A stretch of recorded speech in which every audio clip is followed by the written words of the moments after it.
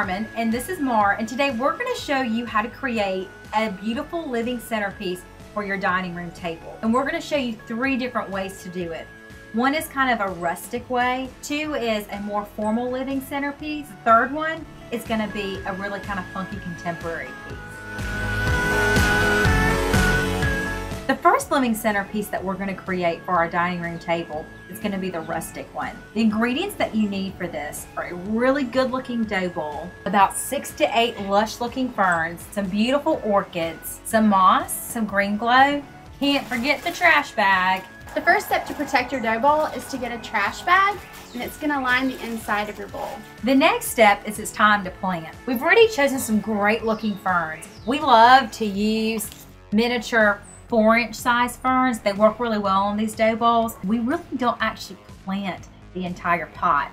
We actually leave the plant in its pot. This way you can use plants with different water requirements. Before you put your orchid into the dough bowl, we like to make it a little bit more shiny. So we use this product called Green Glow, and you take it like this, spray it on the leaves, and it makes it look beautiful. Another way to make the orchid look very exquisite is to add moss. You take a wire and you kind of sew this moss onto the stick. Now the moss is a little bit wet and it's easier to work with if you wet it before you use it. Now that we've spiced up our orchids, we want to put them in first. Anytime you're making a living centerpiece, you want to make sure that you use your largest material first.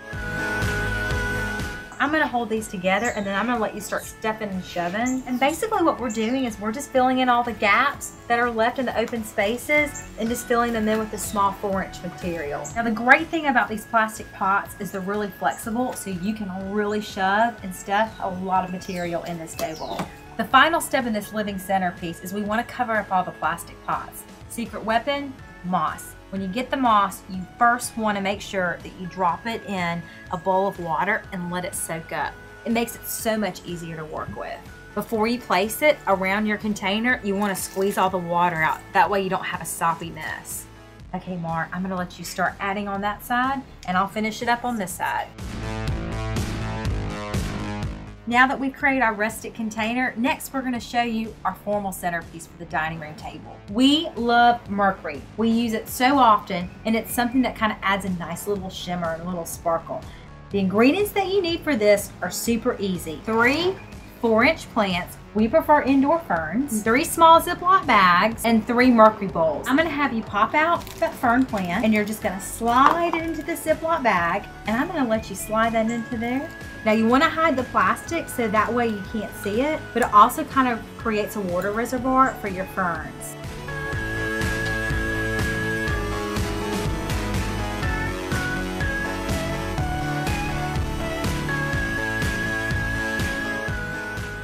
Our final centerpiece is something that's kind of fun and funky and contemporary, and it's a testament to if you find a really good, cool glass container, there's no telling what you can do with it.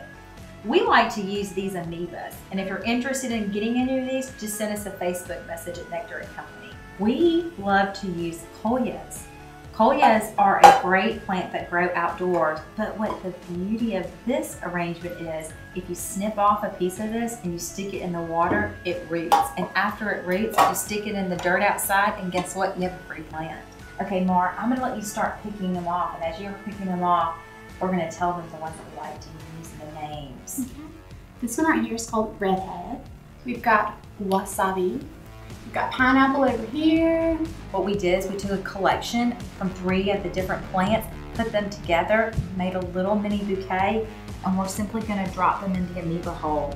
And voila, you have a beautiful arrangement.